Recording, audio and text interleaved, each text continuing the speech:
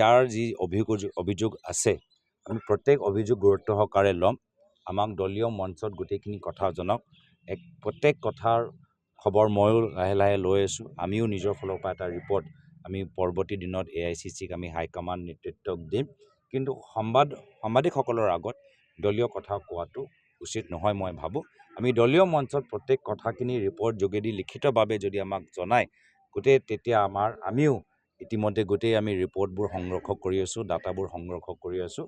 পৰৱৰ্তী সময়ত আমি নিশ্চয় গোটেইবোৰ তথ্য আমি নেতৃত্বক জনাম।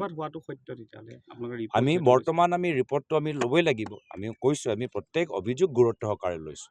পিছত ৰিপৰ্টত যেতিয়া লিখিতভাৱে যেতিয়া ওলাব তেতিয়াহে আমি পিছত আৰু ডিটেইলছবোৰ আৰু গম পাম।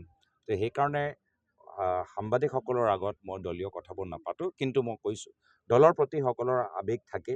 সেই আৱেগ আজি ইমান বছৰ আজি আমাৰ প্ৰায় 10 বছৰ হ'ল আমাৰ চৰকাৰ আমি নাই।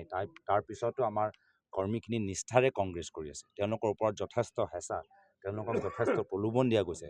তথাপিও তেওঁলোকে নিষ্ঠাৰে কংগ্ৰেছ কৰি আছে। সেইকাৰণে তেওঁলোকৰ দলৰ প্ৰতি আৱেগ মই সন্মান কৰোঁ। স্বাভাৱিক তেওঁলোকে কিছুমান আৱেগিক হ'বই। আৱেগিক হোৱাটো স্বাভাৱিক। কিন্তু বিভিন্ন কথাবোৰ মই বিচাৰোঁ যে তেওঁলোকে দলীয় মঞ্চত লিখিতভাৱে আমাক জনাওক। যাৰ যি অভিযোগ আছে আমি প্ৰত্যেক অভিযোগ গুৰুত্ব সহকাৰে ল'ম। আমাক দলীয় মঞ্চত গোটেইখিনি কথা জনাওক। প্ৰত্যেক কথাৰ খবৰ ময়ো লাহে লাহে লৈ আছোঁ। আমিও নিজৰ ফালৰ পৰা এটা ৰিপৰ্ট আমি পৰৱৰ্তী দিনত AICCক আমি হাইকমাণ্ড নেতৃত্বক দিম। কিন্তু সাংবাদিকসকলৰ আগত দলীয় কথা কোৱাটো উচিত নহয় মই ভাবোঁ। আমি দলীয় মঞ্চত প্ৰত্যেক কথাখিনি ৰিপৰ্ট যোগেদি লিখিতভাৱে যদি আমাক জনায় তেতিয়া আমিও ইতিমধ্যে গোটেই আমি ৰিপৰ্টবোৰ সংগ্ৰহ কৰি আছোঁ, ডাটাবোৰ সংগ্ৰহ কৰি আছোঁ। পৰৱৰ্তী সময়ত আমি নিশ্চয় গোটেইবোৰ তথ্য আমি নেতৃত্বক জনাম। আমি বৰ্তমান ৰিপৰ্টটো আমি ল'বই লাগিব। আমি কৈছোঁ আমি প্ৰত্যেক অভিযোগ গুৰুত্ব সহকাৰে লৈছোঁ।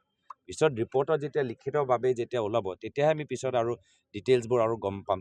তো সেইকাৰণে সাংবাদিকসকলৰ আগত মই দলীয় কথাবোৰ নাপাতোঁ। কিন্তু মই কৈছোঁ দলৰ প্ৰতি সকলৰ আৱেগ থাকে। সেই আৱেগ আজি ইমান বছৰ আজি আমাৰ প্ৰায় 10 বছৰ হ'ল আমাৰ চৰকাৰ আমি নাই।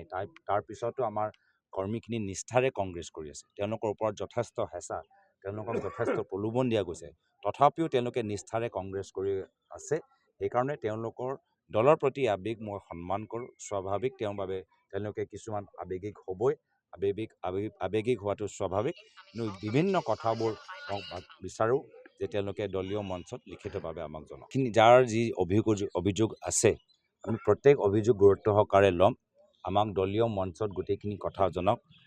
প্ৰত্যেক কথাৰ খবৰ ময়ো লাহে লাহে লৈ আছোঁ। আমিও নিজৰ ফালৰ পৰা এটা ৰিপৰ্ট আমি পৰৱৰ্তী দিনত AICCক আমি হাইকমাণ্ড নেতৃত্বক দিম। কিন্তু সাংবাদিকসকলৰ আগত দলীয় কথা কোৱাটো উচিত নহয় মই ভাবোঁ।